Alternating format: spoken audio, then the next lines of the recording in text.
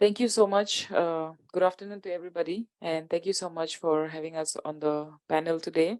I'm Banu Tatak. I am the founder of Youth Collective Dibang Resistance and Indigenous Research and Advocacy Dibang, based in Arunachal Pradesh. It's in the northeast of India, bordering China, Myanmar, and Bhutan. So today we are going to uh, we have our esteemed panel here on the left to me is Madan Mili. Madan is an advocate by profession and also the federal spokesperson of AIMSU, which is All Idu Mishmi Students Union. And he will be speaking about the issues around conservation in Dibang Valley. And we also have online, joining us virtually, Chihi Umbre, who is a scientist working with the state government of India. And he will be briefing about the issues around issues on dams in Dibang and touching upon various research initiatives that he himself has led. And then there is one more speaker, Mr. Tate Tatak, who is also an advocate and the General Secretary of Arunachal Democratic Party.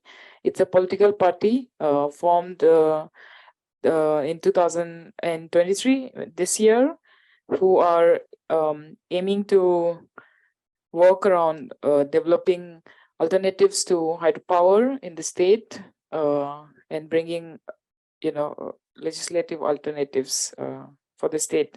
So with this, I heartily welcome our panelists, our speakers here, and I would like to briefly speak about the session, Indigenous Sovereignty and Just Transitions. As Indigenous people across Asia, largely 70% of Asia, it's Indigenous population, and in the northeast of India, as you might be already aware, some of us have been participating in the UN programs. Northeast of India is in the international border, besides China above us, then Tibet, then Nepal, Bhutan, Myanmar, Bangladesh. So these are the countries that surround Northeast, and we are connected to India from the west. So conservation in the pretext of decarbonisation, without due diligence to free, prior, and informed consent is a big issue in Arunachal Pradesh right now, because of also that these practices, conservation practices, are like an attempt of the India's commitment to Paris Agreement on climate change, and also the whole idea of just energy transitions that is actually playing a very vital role in the kind of development processes in our state. So we are going to largely look into the case of Arunachal Pradesh here today,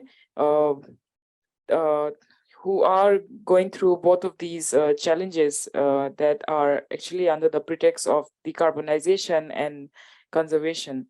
So without too much, I would like to pass the mic to our first panelist, Advocate Madan Mili. Thank you. Thank you so much, Ms. Banu, for the wonderful introduction. Hello, my name is Madan Mili from India, Arunachal Pradesh, bordering China. And I am here on behalf of a particular community, that is Idu Mishmi community in Arunachal Pradesh. I'm here also as a representative of student community, All Idu Mishmi Student Union, who is the only opposing force against the government policies and issues.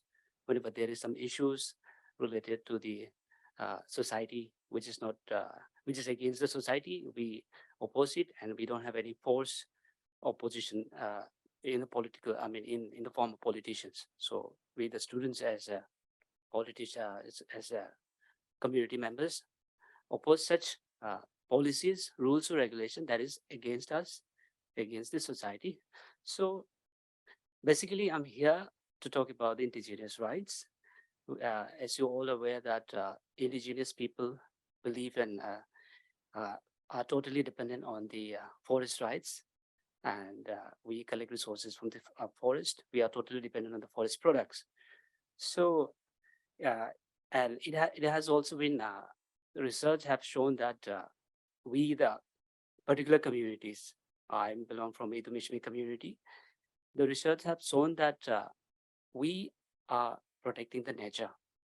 That's why there are some issues about the conservation. So we don't want that conservation. As of now, we are having some government policies saying that some part of our areas to be converted into tiger reserve. That's what we don't want. So, as I mentioned earlier, the if the lands and the resources of the indigenous people are taken away, then where do we go? We are only dependent on the nature. If such kind of conservations are imposed on us, then we won't have any place to go. That's why we are protesting that in this era of transition, we are protesting that the community way of preservation should be given the priority. And when there is any sorts of policy making, decision making, or any sorts of conversation, free and prior information should be taken from us, from the local communities. But in our case, in the state of Arunachal Pradesh, that is in India, we are facing some sorts of problem, since the some agencies are trying to impose on us some stringent laws against the will of the society. I belong from Idu Mishmi community. We consider tiger as our brother. We are born out of same mother, same parents. So that's why in our community, we have preserved the tiger. So the research or the findings have shown that there are the people of the particular community have coexisted with the nature, and how they have shamanically, traditionally, and in a natural process, we have preserved the species. One example is tiger and some other animals, because in our tradition, we believe in taboos. We believe in customs. So we have, even if we hunt also, we hunt it in a responsive way. And when it comes to tiger, we don't think of even killing it. Even if it happens by accident, then also we have to do some rituals as if we have killed somebody of our own human being. So there's no question of killing the tiger especially. And there are some other species that also we preserve. And even if we hunt also, we have in a controlled manner, we see to that. So that's why we are of the view that conservation in true sense should be that if a community, a particular community is already preserving, then that sort of preservation should be promoted by the government. And there are various international treaties which says that tribal communities or indigenous people should be given the priority to preserve. And such method have proved that such a manner of preservation is very good, very essential, and very good to the nature. And at the same time, it is not against the will, against the indigenous tribe of the indigenous tribes of the particular area.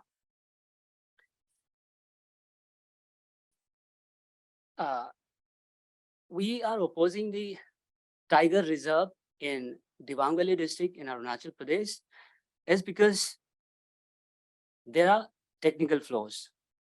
When I say technical flaws, it means that tiger reserves are proposed or declared in already existing protected areas. We have Dibang Wildlife Sanctuary, which was notified in the year 1992, but not as per the procedure. No consents were taken from the people. No permission were taken from the indigenous people. And there are procedural lapses as per the Wildlife Protection Act 1972. That's why we are saying that even if you are going to declare tiger reserve, the principal conservation of forest, NTC and National Tiger Reserve Agency, WCCB, if you're going to declare the tiger reserve, then we are saying that the Dibang Wildlife Sanctuary, which is covering 4,129 square kilometer, whereas our total population, our total area of Dibang Valley is 9,149 square kilometer, out of which we have just 20% lands remaining, because 4,149 square kilometers is already in the disputed Dibang Wildlife Sanctuary, and the highways have taken away. There are so many dams coming up for that also, and there is village reserve forest, community reserve forest. The lands have been given away by the people, but most of the time, no consents, no permissions were taken from us. That's why every individual, every villager from the district is opposing declaration of proposed tiger reserve, saying that Dibang Wildlife Sanctuary has to be properly redemarcated first. We don't want to give away with the land. This is our right. We collect resources. We collect. Our livelihood is dependent on the nature. So without the prior and informed consent, we won't allow. And Dibang Wildlife Sanctuary has to be redemarcated. And technically, we have appealed before the High Court, saying that there were procedural lapses. So accordingly, the High Court had passed an order saying that a fact finding should be done. And as for the fact finding, it has come to our knowledge that the fact finding was done by the district administration of the particular district. And as per the report, it says that there were lapses. The government report says there were lapses, and it has to be reduced. But still then, we are facing difficulties. Our voices are not heard.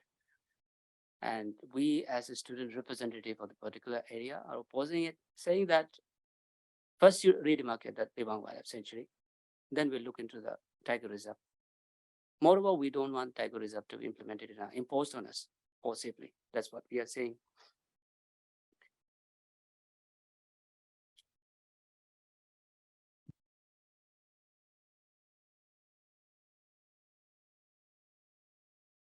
Like I said, I mentioned earlier, there are many projects in the district. Highway project is there, hydroelectric power project is there, dam is there, and many lands have been given up for protected areas. And we are hardly left with just 20% of the land. The difficulties that we are facing is that once the tiger reserve is declared, stringent laws will be imposed on us. The tribals who are dependent on the nature, the whole livelihood is dependent on the nature, will be deprived. Because once the tiger reserve is declared, strict laws will be implemented. There will be tiger control forces who will be who won't even allow to go to the jungle. Even if we do something, some activities in the jungle, so we'll be seeking permission. And they will use on us the arbitrary laws. And as per the Wildlife Protection Act 1972, it says that once the tiger reserve is declared, wherever the tiger goes, that corridor will also be declared as a tiger reserve. As per the research, as per the findings, we are saying that we are coexisting with the tiger. Tigers are in the community areas. Tigers are roaming around the villages. We have coexisted since time immemorial. That's why if once the tiger reserve is declared, we're going to face lots of problems. And technically, we see that there is no use in declaring the tiger reserve because we are already preserving with our traditional form of preservation, shamanically. Shamanically is because we believe in shamanism and our ways of believing the nature, our ways of preserving the nature has different ways of seeing into the nature. So that's why we are facing that we are being deprived of land rights. We are being tried to deny it of constitutional rights, fundamental rights, and there are some international treaties, for example, Paris Agreement. So as per these agreements, it says that whenever there is some sorts of policy making, free and prior consent has to be taken from the local indigenous community. But in our case, it's not the case. But however, we are fighting for it. We are fighting for our rights. And we are hopeful that the government will look into our case, will see to the demands or the grievances of the people of the local community, that is the Mishmi community. So that's why we are suggestive of the fact that why don't the government promote the cultural way of preservation, shamanic way of preservation, traditional way of preservation?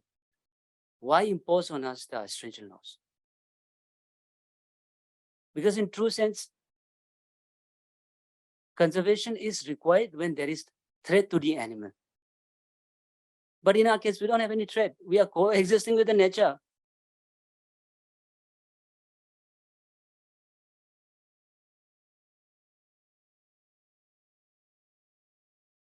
That's why we as a student organization, we are in correspondence with the government, saying that our grievances should be heard.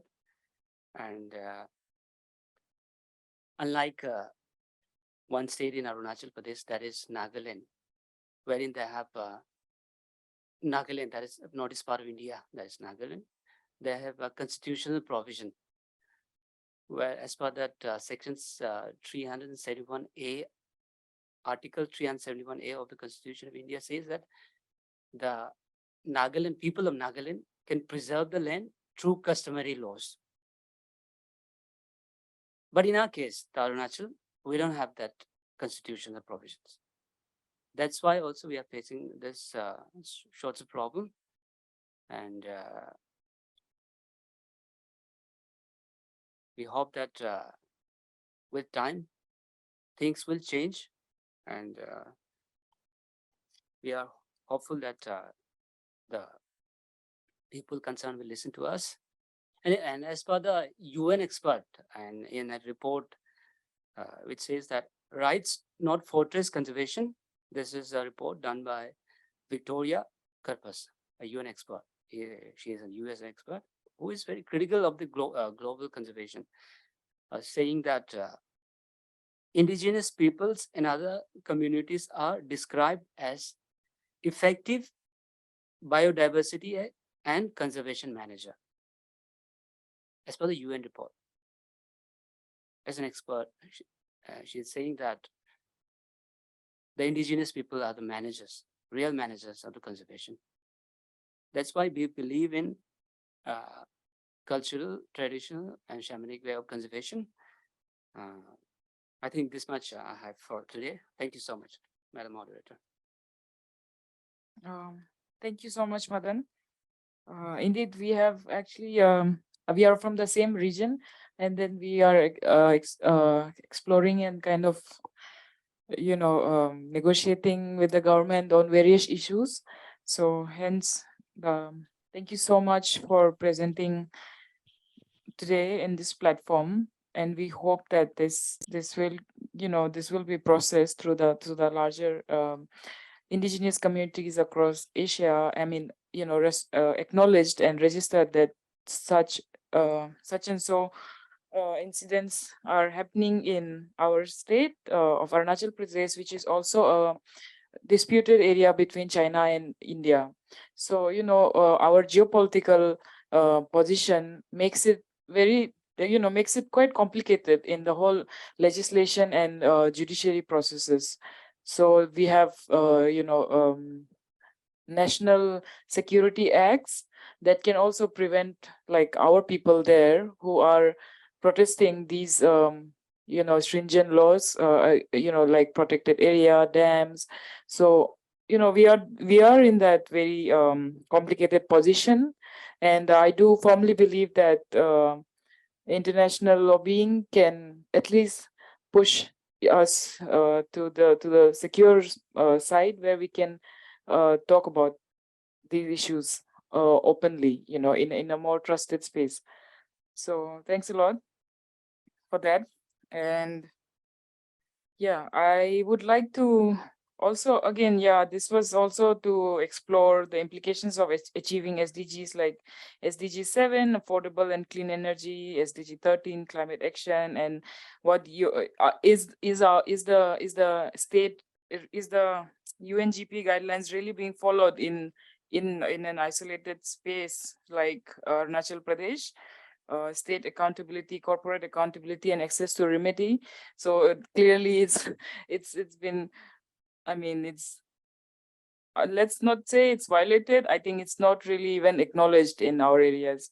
So that would be like my overall understanding from Madan's experience. Next, we have Chihi. Chihi is an scientist who's again like he's working with the state government of Arunachal Pradesh, and he will be giving his presentation on the dam issues in Dibang. Chihi, over to you. Yes, thank you, Banu. Hello. Good morning to you all. Am I audible, Banu? Yes, you are, but we can't see you. Okay. I can now I'm visible. Hello. Yes. Okay. Good morning to all. My name is Chihumbre. I belong to the Mishmi subtribe under the larger tribe Mishmi from the state of Arunachal Pradesh, India. We inhabit the twin district of Dibang Valley and Lower Dibang Valley. I'm very much grateful for this opportunity, and today, having this platform, I would like to express my concern. So, Arunachal Pradesh, being a part of Eastern Himalaya biodiversity hotspot, is a very important region. It shares its international boundary with China at the north, Myanmar at the east, and Bhutan at the west.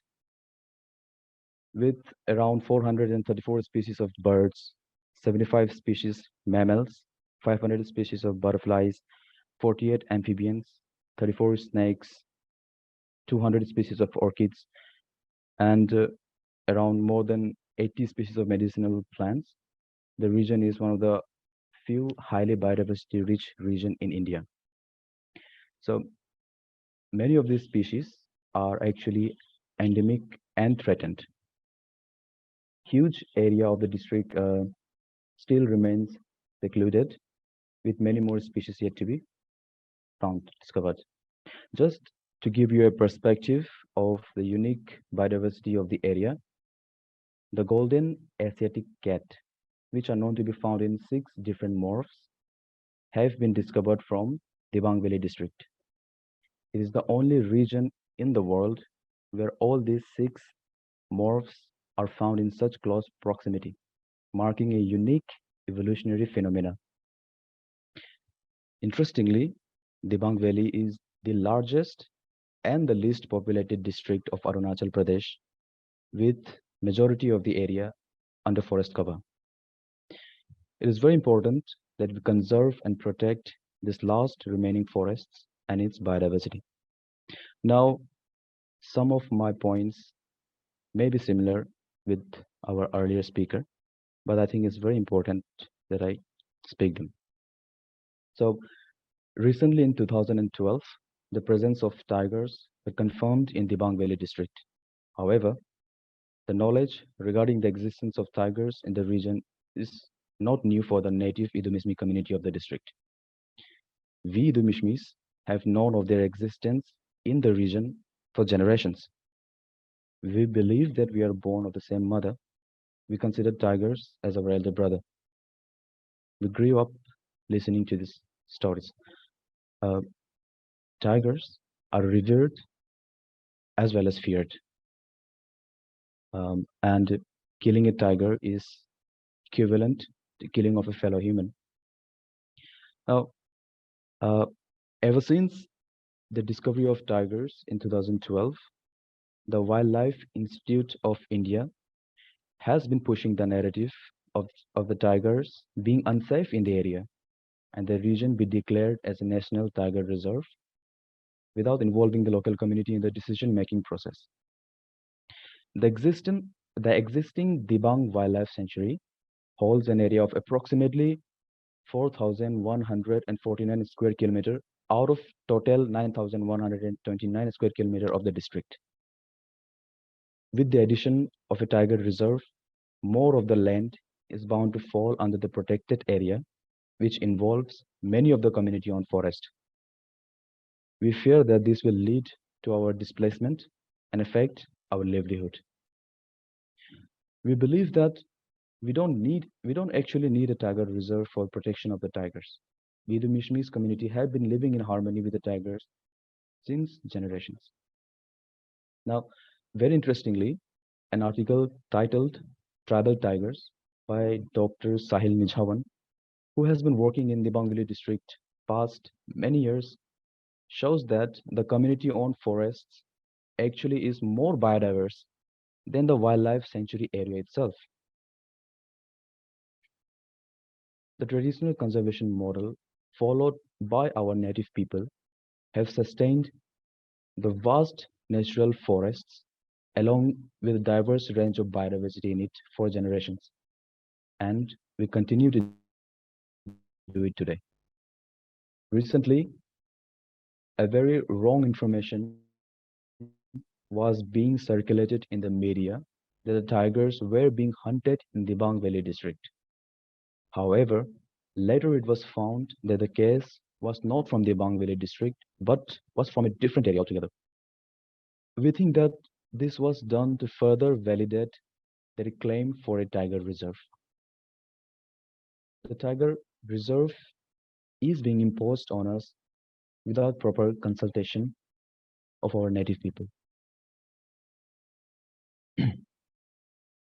The same agency, Wildlife Institute of India, that has been pushing the narrative of tiger reserve in the region is also wrongly involved in manipulating and providing inadequate and inaccurate data regarding the environmental impact assessment for the clearance of a mega dam project in the same district. After rejecting the EIA twice in 2015 and 2017, citing inadequate data, the Forest Advisory Committee (FAC) had recommended WII to conduct a multiple seasonal replicate study on biodiversity assessment of the catchment area of the 3097 megawatt Atalian hydroelectric project in the Dibang Valley, Arunachal Pradesh. Wildlife Institute of India, instead of preparing the EIA, submitted a wildlife conservation plan. Well, to counter this in a well-scientific manner, we formed a like-minded group of Indian scientists, including botanists, entomologists, ornithologists, mammalogists, herpetologists, aquatic fauna specialists, hydrologists, geographer, and social scientists, many with research experience in Arunachal Pradesh, including in the Dibang Valley. We conducted a peer review of the Wildlife Institute of India's technical report, and we could find considerable deficiencies, contradictory claims, and scientific biases in the reports. So some of our findings are like, it is not even clear on what basis the Forest Advisory Committee's singular mandate of biodiversity assessment was converted into a wildlife conservation plan. The entire study was conducted in under 5 months, which cannot be considered a multiple seasonal replicate study. And uh, the several groups of taxa were not surveyed at all, including numerous insects orders such as Hymenoptera, Diptera, Orthoptera, arthropod species such as scorpions and pseudoscorpions, and other taxa such as crustaceans and mollusks.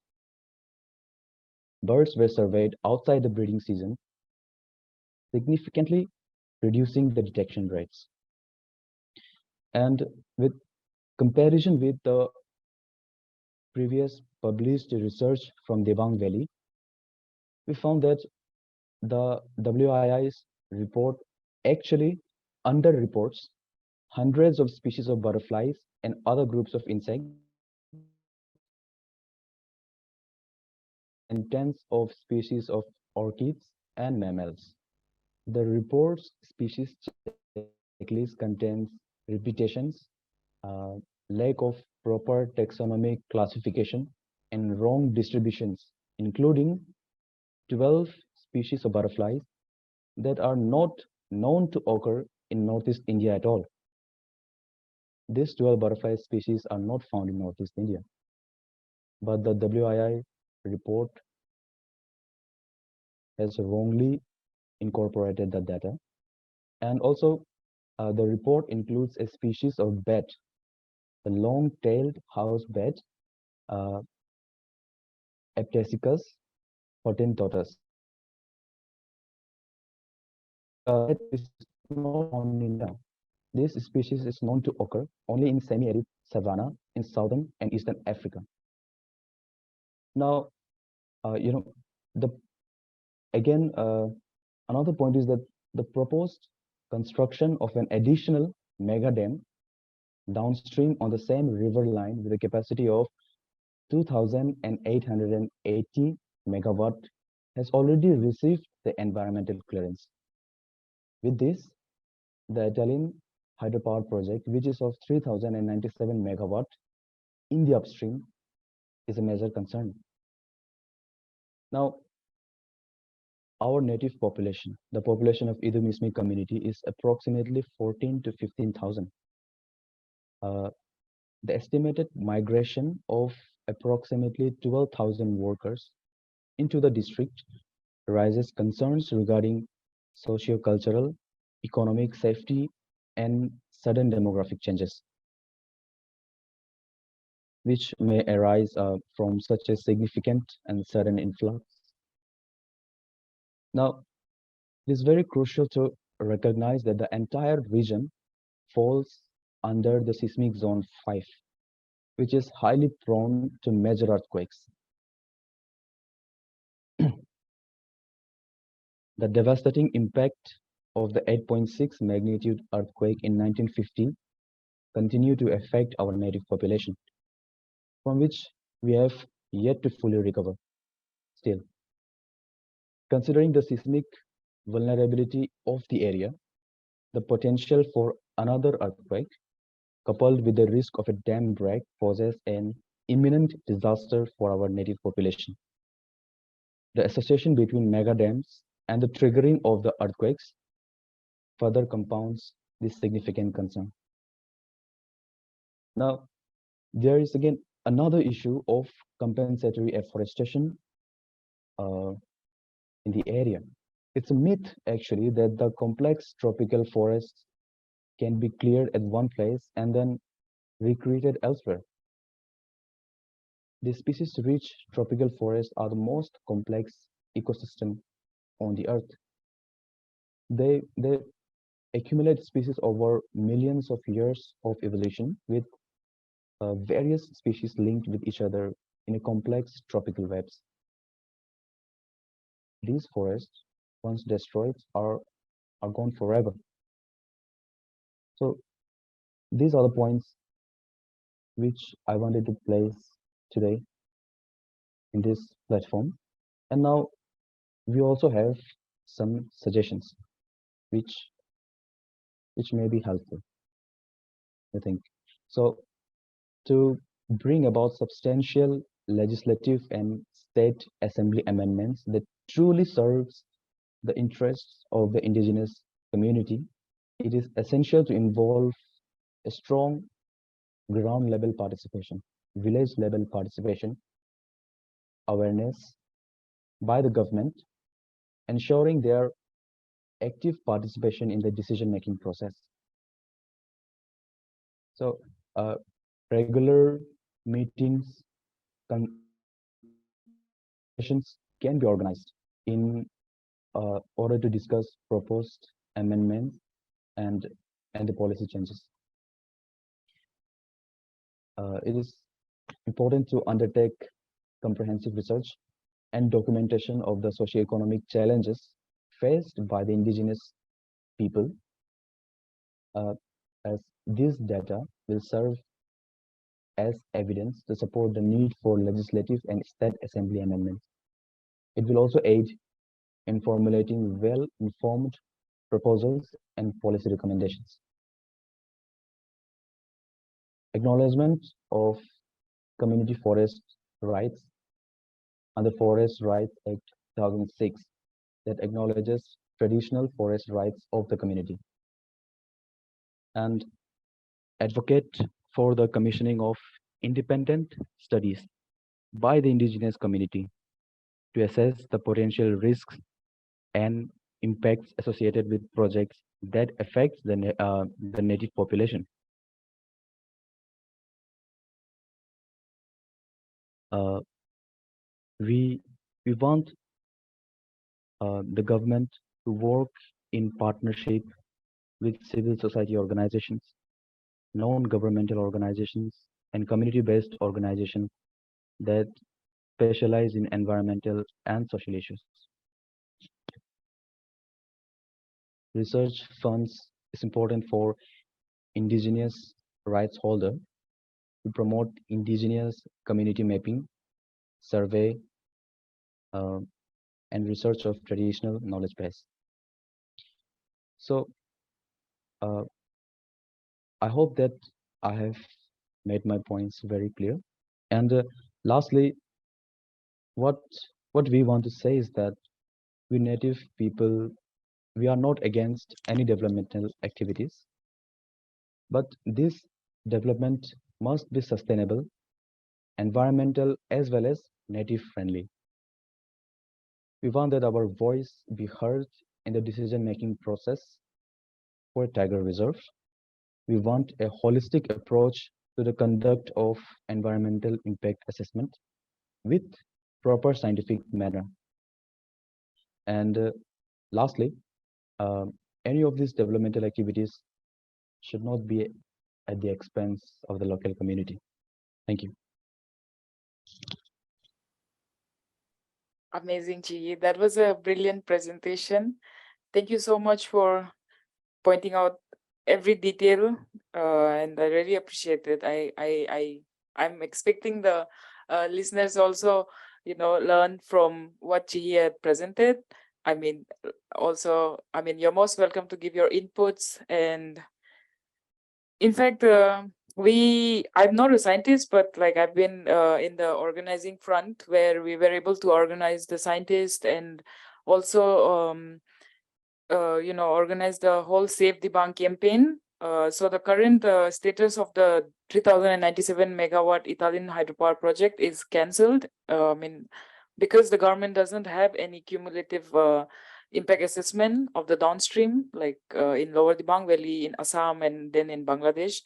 So they don't have, they always argue that we need to take lower riparian advantage, but at the same time, they also don't have what are the risks that comes with that. So I think like having a very strong database is a way to get the foot in the door in negotiating with the government, and that has been a strategy that worked with us. And we are also continuing on the same grounds. Like we do not want to keep protesting. That is definitely there, and then we want the government to respect that. But at the same time, we also want to be there, in the decision-making position with them.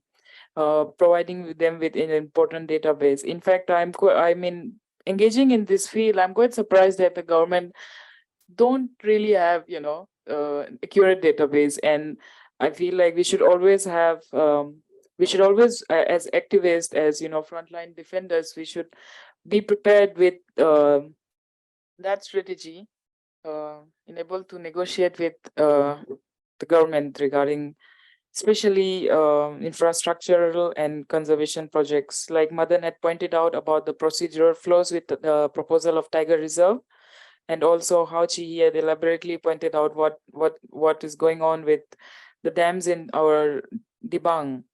So with that, our third speaker couldn't join us because in our state there is currently some internet cutouts. This had happened because so currently in our state there is an act. It's a national security terrorist act, right? That's been uh, so people have been arrested because they are protesting, not for the dams, but for other reasons. They're protesting against a paper leakage case in the civil exams. So it was a huge wide state protest, and now, so there are internet fluctuations, and probably that's most likely the reason he couldn't join us today. But I would like to briefly, speak about what our third speaker was going to speak about. Arunachal Democratic Party. It's a regional political party of Arunachal Pradesh, and are in support of the affected indigenous people being affected by the construction of mega dams over Siang River. So, let me give you a brief history of the dams in Arunachal Pradesh. In the year 2004, the government of Arunachal Pradesh had entered into several MOU signing with hydropower companies for constructions of over 200 dams, both mega and mini in Arunachal Pradesh. We have 8 river tributaries. So in all of them, dams are proposed. Interestingly, the whole climate commitment of Indian government, they had promised that the renewable energy alternatives. So they are taking a shift from hydropower to solar and wind. Like this year's commitment, if you see 175 gigawatt of solar and wind, there are tenders coming up, contract tenders for business partners, and the it's just 50 gigawatt for hydropower. But unfortunately for us, those 50 gigawatt of hydropower is being executed in our areas. So even if government of India is taking a shift from hydro to solar and wind, the existing hydropower projects are all proposed in our areas, the hotspot. So Arunachal Pradesh is also the main forest cover state of India. It has 79% in today's state, 79% forest cover. It used to be 86% forest cover, like half a decade back. But massive infrastructure projects are happening in our region, including the point he was talking about, compensatory afforestation, right? Like when there are like massive infrastructure project, there is also a forest clearance condition by Forest Advisory Committee, Ministry of Environment. So they have been proposing compensatory afforestation, which is protected area in our areas. So okay, but that has been covered. So I briefly want to go to that graffiti that was there.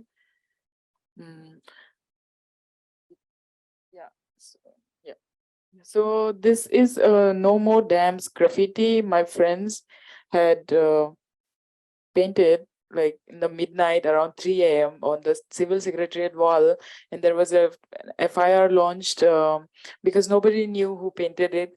And then finally, when they found out, these guys were arrested, and then I was accused as the instigator. So the government wanted to put me under conspiracy and sedition, which is extremely strange because it's just a painting, and I wasn't involved. I wasn't even there physically. I was in Delhi. So this is in our capital of Arunachal Pradesh in Itanagar, the civil secretariat wall, which is again interestingly in a wildlife protected area itself, built inside a wildlife protected area. So, like when we talk about the UNGP's, states' right to protect, it's almost like as if we are, always in confrontation with the state government, the state itself. I mean, this case is still ongoing though, but we have made an appeal to the court saying that we are innocent and this is not a crime.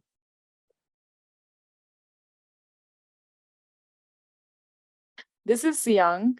Siang is from my tribe. I'm from the Adi tribe in Arunachal Pradesh. This is how basically our areas look. We are the majority tribe in Arunachal Pradesh, but not more than 1 million. Sorry, 1 lakh. That's like 100,000. So 10,000 megawatt of the 10,000 capacity megawatt of hydropower potential is proposed in Siang. The main argument of the government is that China upstream is building dams. So as lower riparians, we also have to build the dams in Siang.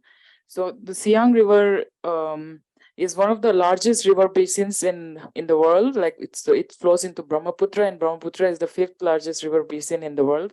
And unlike like I was mentioning the other day also, unlike the Amazon framework water management, there is no management plan or framework or any policy at place for Brahmaputra. So it's like a huge, I mean, it's an open ground for government to come and for governments of transboundary nations to come and have a dialogue. I feel like that there is a good start here, even for the government of India. And it does seem like there are a lot of civil society organizations and very influential journalists across India who are lobbying for that. So we are keeping an eye out, and we hope that something positive comes out, like a water management treaty or a framework for Brahmaputra. Interestingly, there are reports. If you see the Great China Quake that happened in 2005, if I'm not wrong, when the Sichuan Dam of 156 meters height had triggered an earthquake, and it almost kills like 86,000 people and displaced over a million people. So the Great China Quake. So if you talk about so these are our rivers in Northeast. It flows from China into Arunachal Pradesh, then to Bangladesh, then to Assam, then it flows into Bay of Bengal in Bangladesh. So the whole, if you see this, the top state is Arunachal Pradesh. The top one, all the rivers there, the 8 major rivers, and I'm from Siang, he's from Dibang. So more than 20 dams proposed in our region, and overall in the entire state, like around 200 dams are proposed. So as then the lower riparian argument is not really valid, because the downstream Brahmaputra is at very high risk. So the previous picture you saw there of that flood is recently, it's quite recent. So if you read the news, every monsoon Assam is flooding. There is a huge flood management issue in Assam, but interestingly, research and reports, if you follow the reports, they mention that a lot of actually the floods in Assam is happening from the dam water release in Bhutan and Arunachal Pradesh upstream. So the lower riparian advantage, that the whole argument is not really working in our favor. So, we really hope the government of Arunachal Pradesh will reassess their stand on, the 10,000 megawatt Siang Dam upstream in Arunachal Pradesh. So this is actually a recent picture from the floods last year. This was compiled by Jiten Yumnam, who is working with Manipur Advocacy and Research, Manipur, in Northeast India. I'm sure some of you already know Jitin.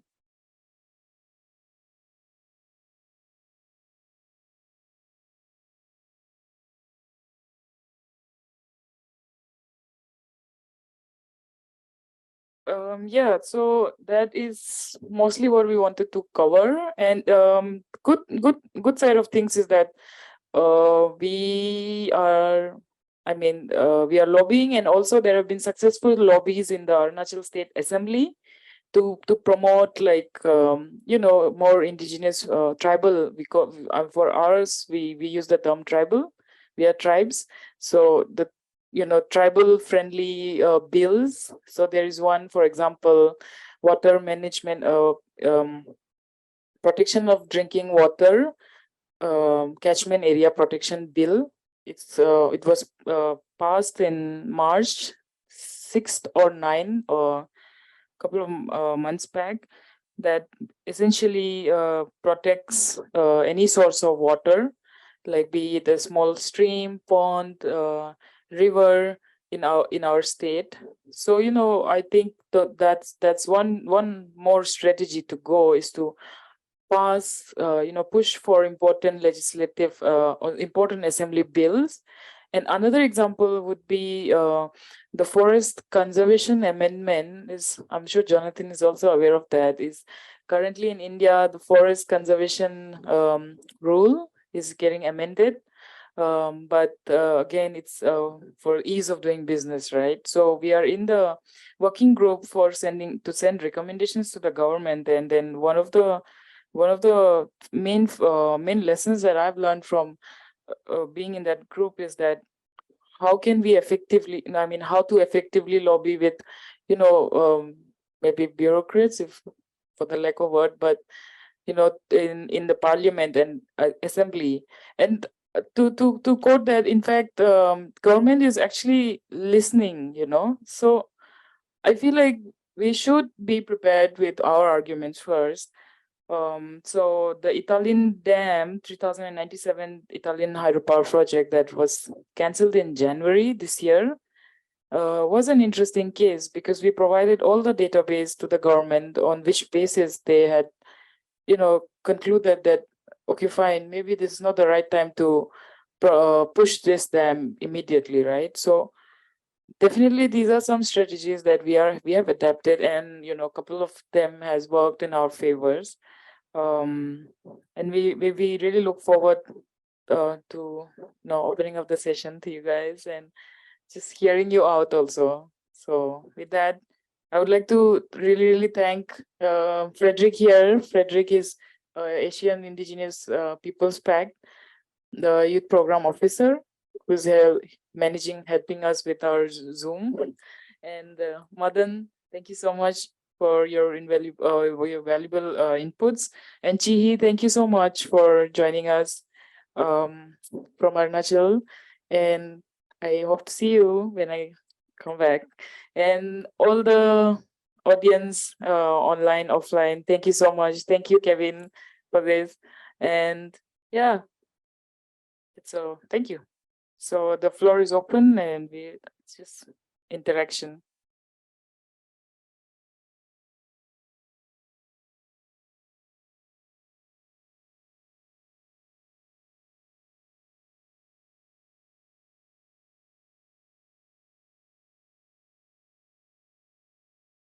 Yeah, so we are open for questions or any interactions. Yeah. Yeah, thanks for this wonderful presentation. I want to say most of the aspects you highlighted here actually seems very familiar to us, not in the context, but the issues are similar. And you also mentioned about the Assam flood, especially during monsoon. It should be northeast monsoon, right? Not now. During the month of December, right? Actually, it's true that climate change is actually real. We didn't realize it until lately, because it's extreme. It's become quite hot in our place. It never was so hot, and it rains more than it used to rain now. So precipitation levels are also why I'm extremely high. asking, this because in South India we have the monsoon in now because it's just started a day before yesterday. That is southwest monsoon, especially the west coast of India. I'm not sure which monsoon in your area, maybe northeast monsoon. Anyway, so one of the things I like to mention here that this Assam flood caused by the dam constructions. We also had an issue in 2018. We had a Maha flood in Kerala. About 500 people were killed actually. Then indigenous fishers were the rescue operators at that time. They saved more than 85,000 people. But during that flood also, there were discussions about the dam construction related issues. Actually, this not much to do with the climate change, but it was do something with the dam constructions. So Madhav Gargil, Professor Madhav Gargil, who is the proponent against this kind of dam construction, especially in the very sensitive, fragile ecological areas. So yeah, similar issues. That's what I want to say. And also how your protest against these issues. You said there are some lobbying, bureaucracy, and also in parliament. So you also mentioned about there are some issues around life-threatening. For example, they are putting in jail or harassment or arrest, etc. So I just want to know, on one side, you are getting lobbying support from the politicians. The other side, you are also finding issues in terms of life-threatening. So how you manage that? That's what I want to ask. Yeah. I feel like the shortest way to answer that is that my time is going to come. No, but yeah. Okay, so the UAPA Act, right? Terrorist Act. So it's currently operating in our state because of the protest. So there is civil exams paper leakage case going on. Those are exams, the civil exams papers were getting leaked by certain bureaucrats, and they were caught. And then there's huge mass protest going on, and then so internet cutouts, and then this act, and this act specifically in Northeast and Jammu Kashmir, in the international borders of our India, so prevalent, right? You don't hear of these acts being implemented anywhere else except if there is a strong left wing, a student lobbying in Delhi, like Umar Khalid and all who've been arrested under this act. But it's more prevalent and more normalized in the international border areas, in our areas, like in the Northeast and in Arunachal Pradesh, UAPA, National Security Act, all of this is very common, like for us now. So how me, interestingly, when the sedition law was, when I was charged of conspiracy, the next day the sedition law got lifted of India. So we don't have that sedition law yet. I mean, it has been lifted at current state. So I was not arrested. I mean, I just got lucky somehow. So it just got lifted on the second day of, announcing me as a conspiracy instigator and all that. So I haven't gone through that process right now, but I can give you examples of what people are going through. For me, how I keep safe, I mean, I can't really say how, but then I try to, keep my data transparent, open to all, especially to the public, then also to the administration. So, and yes, the Intelligence Bureau is actually, after me, like has a profile on me, but I'm just like, okay, you can check my data. I mean, you can check my background. I think I'm doing good work, right? I mean, that's just like how I'm going with it.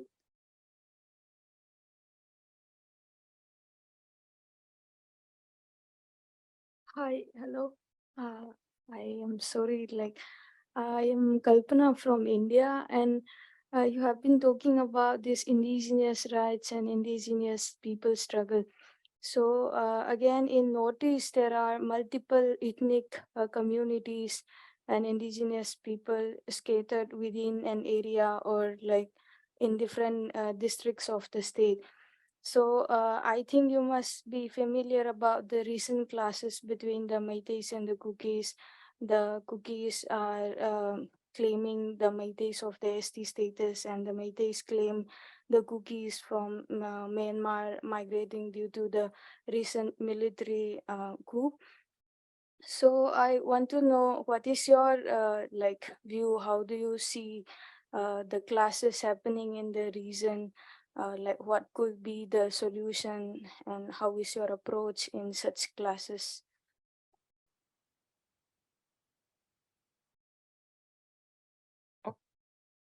So it's like a really, really big question, and I don't think I'm in a position to answer to that, but I completely empathize with the your position and your concerns and question. I mean, I'm following up with my friends in Manipur. Some of them are cookies, some of them are Maites, right? Like, so my friend who's a filmmaker, her name is Ritu Khonsam, and then Jiten, who I was mentioning, who I took reference from his work, and who is my colleague as well. Jiten Yumnam is also a Meite, and then my other friend Anna is a cookie, and then more. There's so many friends like who are of different ethnic groups. So like some of them have like very very like very let's say like a very radical standing that this is how things should be, and it also stems from that whole systemic violence that's going on right now, right? Like, so many people have been killed, brutally, like executed, like by the state, and by the militants. So and I'm really, really sorry for that, but I feel like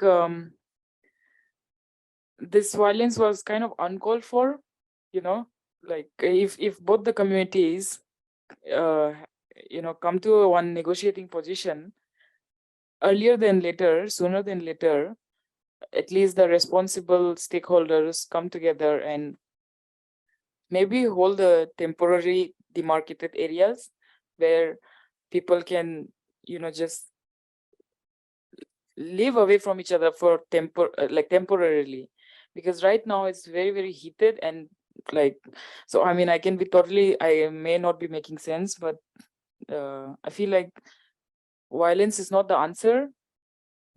It's never the answer, because in an area like Manipur, where there is huge arms and militancy, and the UAPA and AFSPA, right, and Arms Force Special Power Act, where the Indian military has the impunity to kill with just so in an area like that, it's, I feel like, I don't know.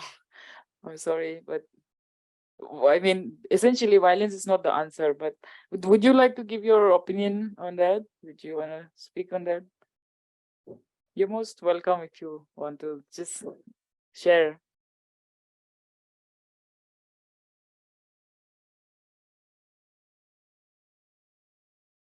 Okay, so we have 2 minutes more. Yeah.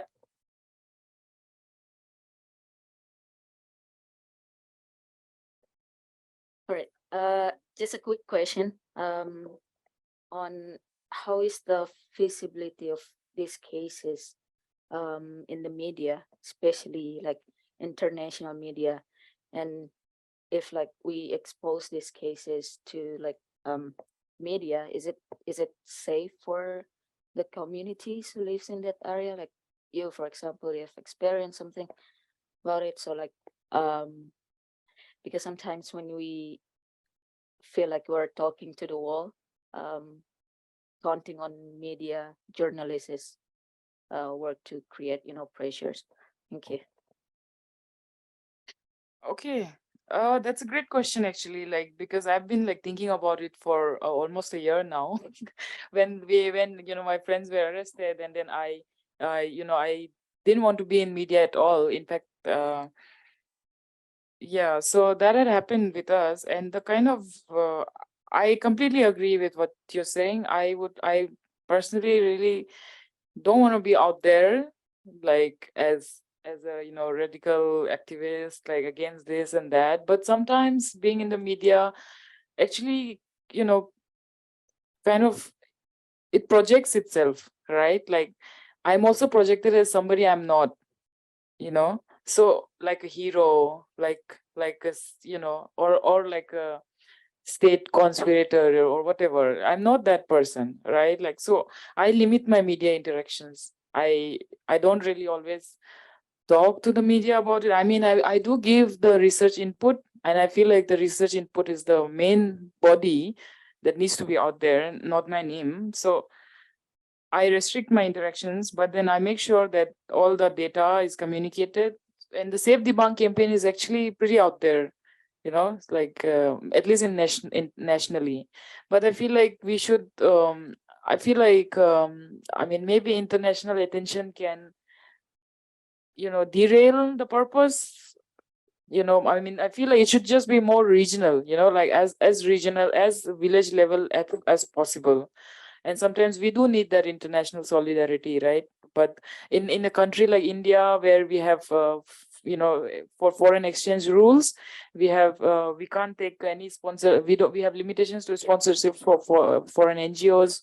All that rules are there. So keeping all that in mind, we don't want to like push, right? Like push the government also, or trigger like anything that can be easily avoided.